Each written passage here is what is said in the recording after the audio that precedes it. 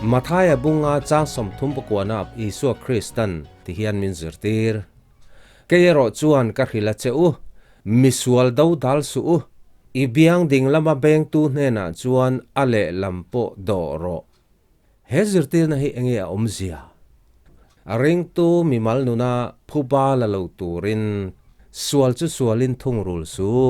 I mimal nuna phuba la su tin lalison min zirtir ni chu kan hriat thiam le zual theina na rom bung som pani hi ilo en lokang rom bung som pani chang som pakwana atanga somni pakhata du takte chu ring tu te soina ni in phuba la suula pathian thin urna kian jog ro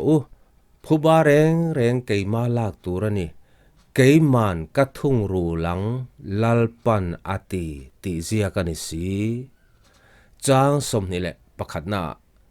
sual ngam che in omsu la thatna in sual na chu ngam jog ro ring tu mimal nuna sual chu sual la thung ru lo tur I mimal nuna phuba la su pathianin keiman ka thung ru lang ati Mathaya bunga chang somli plina po Isu Kristan kero chuan ka hrila cheu in mel ma te chu mangai ula ati du da tu cheu chu tong trai sakro ati mel ma te mangaya min ti du da tu te tong trai sak thua hian Isu Krista hi kan en ton tur thaberani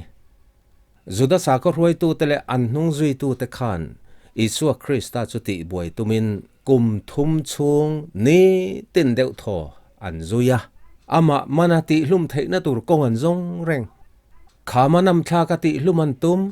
lunga den hluman tum voi engemaw zat manan tum aram huai lal zola te po an pu soichiat na tin reng in an soichetin khatia an man zan khan man a in phal zan khan zan khwa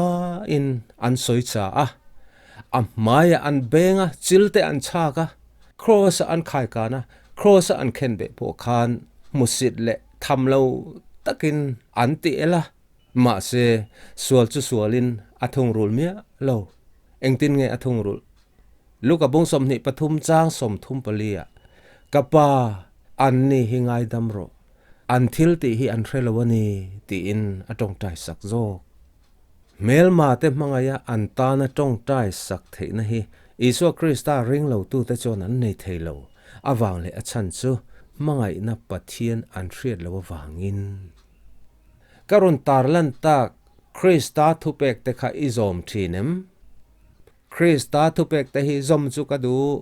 ma se ka zom fam kim thei thin lawa ti a ril ro hrem taka in chira a thu zom hi idu na lian ber ani chuan ring tu dik tak te chu tiang mi chu aloman ni a Krista hnenah ni tin zirtu ni zelro Mathaya bung som pakhat chang som ni pariat le som ni le pakwa Isuan nang ni thokrim le phurit phur zong te ka hnenah local ula keiman ka cholti rang cheu ka ngong kol bat ula ka hnenah zir ro thunwai rol le ril ruwa in ngai tlom tak ka ni hi ti chuan in tharau tan cholna in muang Krista hnenah ni tin izir theidan tur chu Bible cherla Bible a Krista thupek te chu zom turin ithin lunga vongla ti chuan tharau thiang lim puina le kai hruaina in a thupek te chu izom zel theidon nia lalpan a thu kan zatan mal som se